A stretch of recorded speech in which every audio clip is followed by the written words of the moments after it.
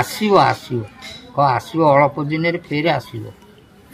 ଥିଲା କଳିଯୁଗର ପରମାୟୁ 3,32,000 ବର୍ଷ ତାର ସରିଗଲାଣି। ଫେରେ ଧର୍ମ ପଳେଇ ଆସିବ।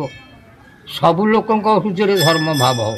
କାହିଁକି ସବୁ ଲୋକ ଦେଖିବେ ଯେ ୟା ଧର୍ମ ବଳରୁ ଇଏ ଭଲ ଖାଇଲା, ଭଲ ପିଇଲା, ଭଲ ରହିଲା, ଆଉ ମୁଁ କିଏ ଅଧର୍ମକୁ ଯିବି?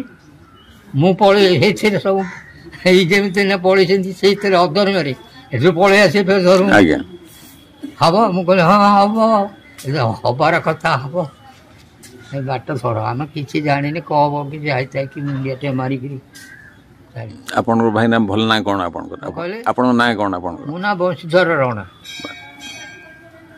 ଠାକୁରଙ୍କ ସେବକ ଆପଣ? ହଁ ହଁ, ଏଇ ମାଆର ସେବା କରେ। ସେ ମା କରିଛି ରଖିଛି।